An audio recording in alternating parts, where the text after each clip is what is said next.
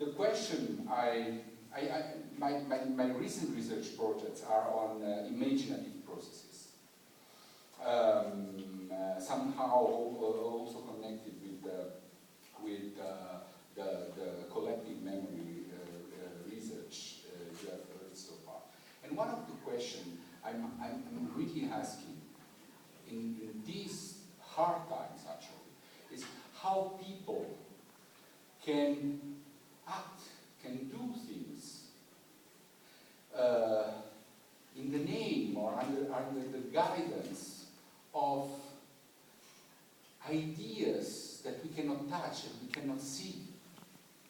We know since one of the features of human beings is that they are able to do wonderful or evil things in the name of concepts or ideas.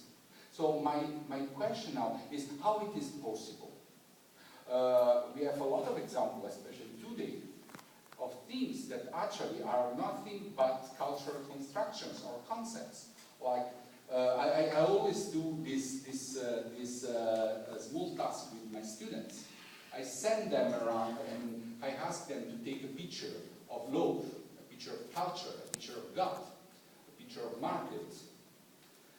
And what they bring me are, of course, picture of objects or people, because you cannot take a picture of love as such, because it does not exist as a thing.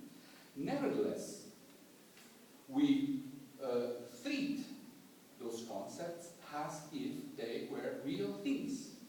So real things able to cause something in the real life.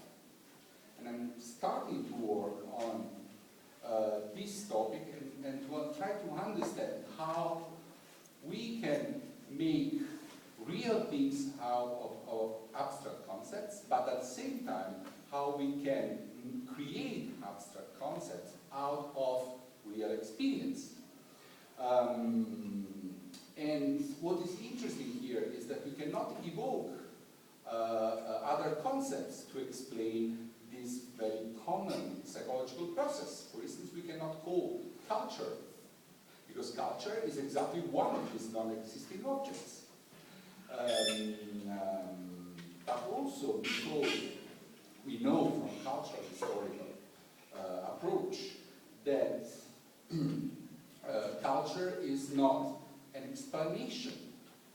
Culture is a way of understanding the fact that every human activity, human activity, takes place in a space and in a time, in some historical conditions. And on the other hand, there are not, in psychological terms, there are no things out there. Because people have agency, people do things, people, persons make actions. So what we have to do is to go back and find where the person is. It's also, this topic is also related to the problem of scientific concepts, for instance.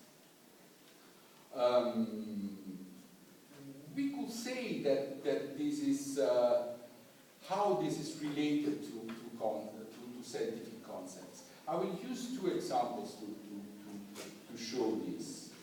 For instance, there is a very nice historical period in which people try to give a body to scientific concepts. And was exactly not the case that it was the head of positivism. So how can you give a body an appearance, and why do you need to give a body to concepts such as nature, science, truth? Why do you need to give a body to these concepts? So maybe there is a reason for it. The first example is in Lisbon, actually. I give two examples. The first one is in Lisbon.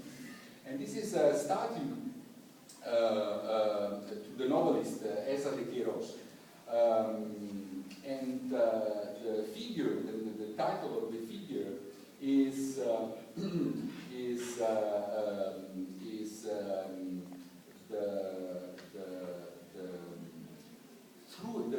the nakedness of truth covered by fancy.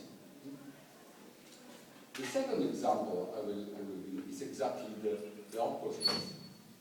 Is nature unveiling herself before science. This is more or less of the same historical period, and this is in France, actually. Now is in the Musée d'Orsay. So, what we have here is the allegorical personification of abstract concepts. Exactly in the historical moment in which these abstract concepts were formed in a new sense, acquiring a new meaning, and becoming, in a certain sense, driving forces of human activity in that time. But why do we need to give a body to these ideas? And on the other hand, how we can form an abstract concept, like the concept of nature. How can we form this abstract concept starting from the experience? My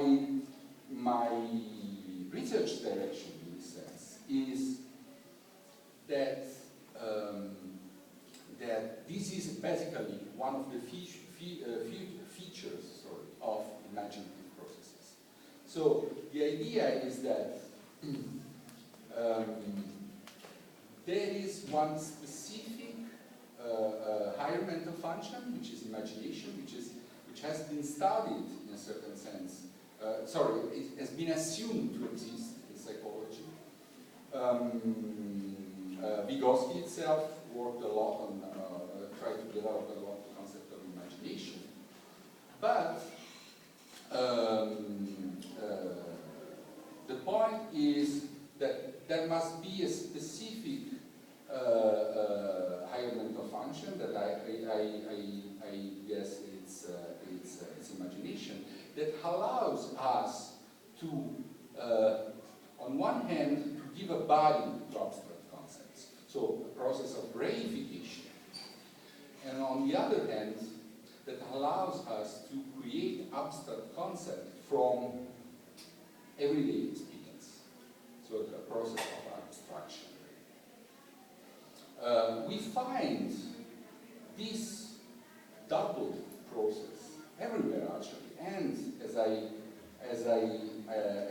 said at the beginning, this process is deeply related to collective activity and to collective movements, as we can observe today.